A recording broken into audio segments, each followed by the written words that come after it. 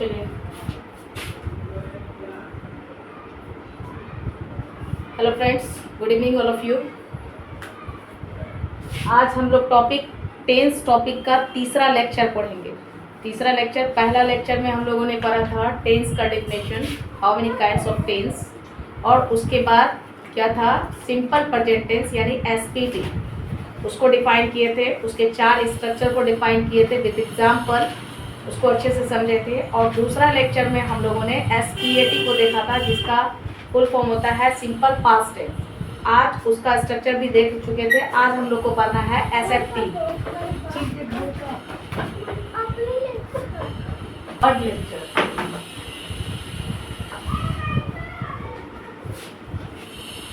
आज हम लोग एसएफटी पे बात करेंगे। एसएफटी, ये एसएफटी क्या होता है? एसएफटी का सबसे पहली बात, इसका फुल फॉर्म होता है आपका सिंपल फ्यूचर टेंस, या इसको हम लोग बोल सकते हैं सिंपल फ्यूचर टेंस होता है।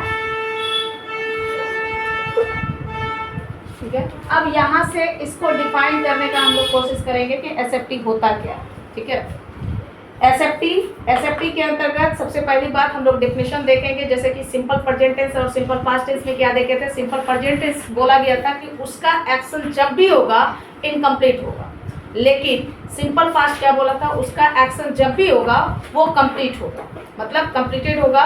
मतलब कि उसमें कहा जा सकता है कि जो काम पूरी तरह से पूरा हो चुका है उसको सिंपल पास्ट में रखते हैं, जो काम आधा अधूरा है वो पूरा नहीं हुआ है उसका एक्शन प्रेजेंट में जैसा भी बताएगा उसके अकॉर्डिंग काम करेंगे। अब हम लोग बात करेंगे सिंपल फ्यूचर टेंस का। अब इसमें क्या कहता है इसके बारे में हम लोग बात करेंगे। तो सिंपल फ्यूचर टेंस क्या कहता है, इट इंडिकेट्स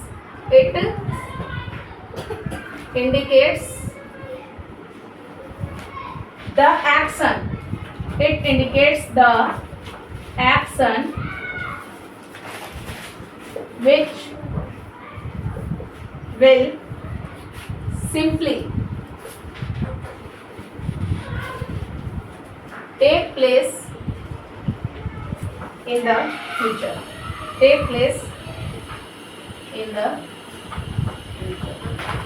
ठीक है। यहाँ पे समझने का कोशिश कीजिएगा, जैसे सिंपल प्रेजेंट टेंस में 2 चीज हम लोग टेंस का पढ़ चुके हैं। पहला हम लोगों ने देखा एसपीटी, दूसरा हम लोगों ने देखा एसपीएटी। ठीक है, एसपीटी में अगर देखा जाए तो इसका एक्शन जो है ये क्या था, इसका एक्शन बोला इनकम्प्लीट है। ठीक है, इसका एक्शन कैसा बोला, इनकम्प्लीट है। और यहाँ पे इसका एक्शन जो बोल रहा है, ये एक्शन यहाँ पे दिखा रहा है क्या, ये एक्शन आपका कंप्लीटेड। ठीक है, ये दोनों में सिर्फ थोड़ा सा डिफरेंसेस है, एक वर्ड का डिफरेंस है। ये भाई साहब बोलते हैं कि आप जो काम कर रहे हैं पूरी तरह से कंप्लीटली कर रहे हो, और ये कह रहे हैं कि आपका काम जो है वो अभी इनकम्प्लीट है, मतलब पूरा नहीं हुआ। और ये तो डायरेक्टली कुछ और ही कह रहा है, कहता है एसएफटी क्या कह रहा है, it indicates the action, that means कि इसमें जो भी एक्शन हुआ है तो इसका एक्शन किसमें हुआ है, इसका एक्शन आपका प्रेजेंट में हुआ, प्रेजेंट की बात कर रहा है। और इसका एक्शन जो यहाँ पे हुआ है, इसका एक्शन आपका किसमें बात कर रहा है, पास्ट में बात कर रहा है। तो इस दोनों एक्शन की बात कर रहा है, लेकिन इसका एक्शन जो कह रहा है, इंडिकेट कर रहा है सिंपली मतलब यहाँ पे कह सकते हैं हम लोग साधारण तौर पे इसको जो इंडिकेट कर रहा है कि ये take place in the future, मतलब कि फ्यूचर में ये किस स्थान पे रहेगा उसके बारे में इंडिकेट करके बता रहा है कि इसका एक्शन कैसा होगा। आई होप सो आप लोग समझ गए होंगे। जो भी हमारे वीडियो को देख रहे हैं वो लाइक और सब्सक्राइब करने के लिए ना भूलें। अब यहाँ से हम लोग जान गए कि इसका डेफिनेशन क्या होता है। It indicates the action which will simply take place in the future, that means कि फ्यूचर में उसका पोजीशन प्लेस क्या होगा उसको इंडिकेट करता है कौन, इसका एक्शन, किसका, एसएफटी का। अब बात करते हैं किसकी, अब यहाँ से हम लोग बात करते हैं स्ट्रक्चर की। स्ट्रक्चर दैट मीन्स क्या होता है आपका बनावट मतलब तो समझ गए होंगे, किसी भी चीज का आकार जो होता है। ठीक है, अब यहाँ से हम इसको पहचानने सीख गए, अब इसको बनाएंगे कैसे समझेंगे कि ये टेंस जो है आपका एसपीटी से बिलोंग नहीं करके, एसएफटी से बिलोंग नहीं करके, ये टेंस आपका एसएफटी पे बिलोंग करता है। कैसे जानेंगे? उसको जानने के लिए हम लोग उसका एग्जाम्पल को लेके उसको एक्सप्लेन करके देखेंगे कि आगे क्या होता है। सबसे पहली बात हम लोग स्ट्रक्चर पे ध्यान देते हैं। यहाँ पे स्ट्रक्चर बात करते हैं किसकी?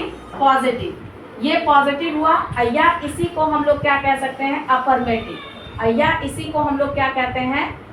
पॉजिटिव, अफर्मेटिव, या इसी का असर्टिव भी हम लोग बोलते हैं। 3-4 नाम ऐसे हैं, जान सकते हैं। या नॉर्मली आप इन दोनों नाम को नहीं भी बोलेंगे तो चलेगा, सीधा वे में क्या बोलेंगे? पॉजिटिव। ठीक है, अब यहाँ से इसके स्ट्रक्चर की बात करते हैं। तो इसका स्ट्रक्चर यहाँ पे होगा आपका क्या?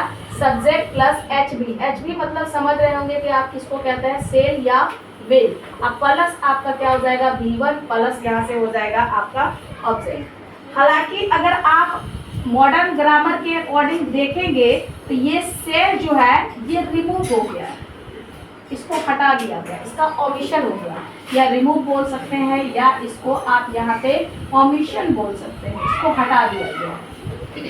मतलब कि ज़्यादातर इसका यूज नहीं होता, और हम लोग अगर यूज करते हैं तो वो ऑकवर्ड फील होता है। ऐसा नहीं होता है मॉडर्न ग्रामर के अनुसार। अगर आप मॉडर्न ग्रामर के अनुसार नहीं, ओल्ड ग्रामर के अनुसार पढ़ते हैं तो आपको उस बेसिस पे, या आप टेंस को पढ़ते हैं तो उस बेसिस पे आप इन दोनों को जानना जरूरी है। सेल भी जानना जरूरी है आपको उतना ही, विल भी आपको जानना उतना ही जरूरी है, और बिना जाने आप इसके साथ नहीं कर सकते। तो ये तो मेन थिंग था समझने का। ये आपका हो गया पॉजिटिव का स्ट्रक्चर। अब बात करते हैं इसी का निगेटिव। निगेटिव की अगर हम बात करते हैं, निगेटिव की अगर हम बात करते हैं तो सिंपल सा फंडा है कि विदाउट हेल्पिंग वर्ब आप उसमें नोट नहीं लगा सकते हैं। तो नोट लगाने के लिए आपको एक्चुअली चाहिए। तो चूंकि इस टेंस में एक्चुअली पहले से है, एसपीटी में पहले से एक्चुअली नहीं दिया हुआ था पॉजिटिव में, और आपको एसपीएटी में भी पॉजिटिव में एक्चुअली नहीं दिया है, हेल्पिंग वर्ब नहीं दिया, लेकिन एसएफटी में ऑलरेडी आपको एक्चुअली है, तो आपको ढूंढने की जरूरत नहीं पड़ेगी। तो यहाँ से आप लिख सकते हैं सब्जेक्ट प्लस एचबी। एचबी में क्या? यहाँ से लिख सकते हैं सेल या विल लिख सकते हैं, प्लस यहाँ से क्या होगा? प्लस नोट, प्लस V1, और उसके बाद यहाँ से क्या हो जाएगा? Plus object. ये आपका हो गया निगेटिव। 4 स्ट्रक्चर हम लोग देखेंगे, 2 स्ट्रक्चर अभी नहीं, जब क्लास टेंस का खत्म होगा उसके बाद बताया जाएगा, और उस बेसिस पे सिर्फ हिंट्स दिया जाएगा और आप लोग खुद ब खुद कर सकते हैं। और याद रहे ये इंग्लिश का ग्रामेटिकल पोर्शन जो हम लोग पढ़ रहे हैं ये कंपटीशन लेवल पे भी है। मतलब कि किसी भी कंपटीशन में आप अगर इंग्लिश कंपटीशन की तैयारी करते हैं तो इंग्लिश में ये ग्रामेटिकल आपको मोस्ट इम्पोर्टेंट होने वाला है। इसके अंतर्गत हम आपको बताएंगे कॉम्प्रिहेंशन क्या होता है, उसके बाद क्लाउज टेस्ट क्या होता है, उसके बाद कॉमन एरर क्या होता है। इन सारे चीज़ों को हम लोग दूर कर पाएंगे। तो सबसे पहली बात, अगर आपके पास थ्योरी नहीं है तो आप इन सब चीज़ों पे डिस्कस नहीं कर सकते हैं। तो इंग्लिश का बेस ये है, और इसी बेस पे हम लोग इंग्लिश में बात भी कर सकते हैं। कुछ ऐसा उसके बीच में आपको दिया जाएगा, जैसे इंग्लिश बोलने के लिए वर्ड स्टॉक होना जरूरी है। वर्ड का स्टॉक रहेगा तभी आप इंग्लिश बोल पाओगे। रही बात इंग्लिश स्पोकन और ग्रामेटिकल में क्या अंतर है, तो सिर्फ इतना अंतर है कि आप ग्रामेटिकल को पकड़ के इंग्लिश स्पोकन नहीं कर सकते हैं। तो उसके लिए भी हम लोग कर रहे हैं। अभी फिलहाल यहाँ पे देखते हैं। अब बात करते हैं किसकी? इंटेरोगेटिव। अब यहाँ से हम लोग बात करते हैं इंटेरोगेटिव का। इंटेरोगेटिव में क्या होता है कि हेल्पिंग वर्ब पहले आता है। तो हेल्पिंग वर्ब पहले आएगा तो यहाँ से क्या करेंगे? ये होगा आपका सेल, या यहाँ से हो जाएगा विल, अब प्लस यहाँ से आपका हो जाएगा सब्जेक्ट, प्लस यहाँ से आपका क्या हो जाएगा? V1, plus object, plus note of interrogation. तीसरा, चौथा आपका देखिएगा निगेटिव इंट्रोगेटिव। यहाँ से निगेटिव इंटेरोगेटिव, ये हो गया निगेटिव इंटेरोगेटिव।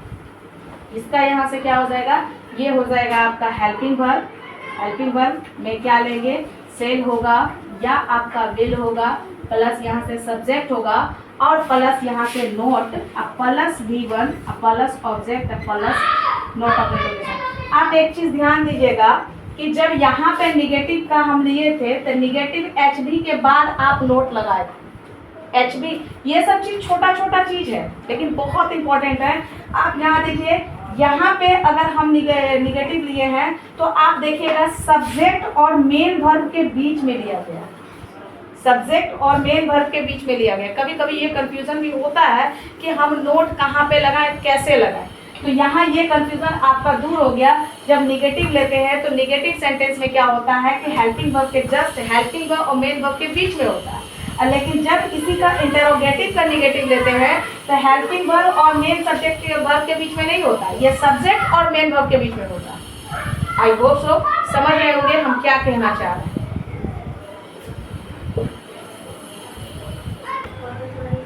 चलिए आगे देखते हैं। अभी हम लोग इसका स्ट्रक्चर देख लिए, positive structure, negative structure, interrogative structure, negative interrogative structure देख चुके हैं। अब उसके एग्जाम्पल को लेकर हम लोग समझने का कोशिश करेंगे। पहला एग्जाम्पल है वो पटना जाएगा, मतलब कि प्रेजेंट की बात नहीं कर रहा, इसका एक्शन जो है वो प्रेजेंट में इंडिकेट नहीं हो रहा है, इसका एक्शन किसमें हो रहा है, फ्यूचर में हो रहा है। ये कह रहा है जाएगा, तो सबसे पहली बात सब्जेक्ट कौन, कल ही बताए थे अगर हूँ से आप सवाल करेंगे तो आपको सब्जेक्ट प्राप्त होगा, व्हाट से सवाल आप करेंगे तो आपको ऑब्जेक्ट प्राप्त होगा। ठीक है, वह पटना जाएगा, he will go to Patna.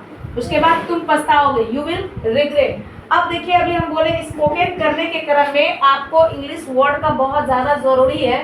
तो ये सब वर्ड जो जैसे कि रिग्रेट मतलब होता है पछताना, वैक्स मतलब होता है तंग करना, ये सारे सब वर्ड को अगर आप धीरे धीरे डेली यूज में लाते हैं तो वो क्या होगा, आपका स्टॉक हो जाएगा। स्टॉक होने के बाद क्या करेंगे, आप उस पर प्रैक्टिस कर सकते हैं, बोल सकते हैं। ठीक है, अब यहाँ पे दूसरा क्या है, आज तुम मुझे बहुत सताते हो ना, पहला सेंटेंस देखिएगा, ये हर किसी के लाइफ में होता है, जो हर कोई इस तरह का सेंटेंस का यूज करता है, बट हिंदी में करता है, इंग्लिश में नहीं बोल पाता है।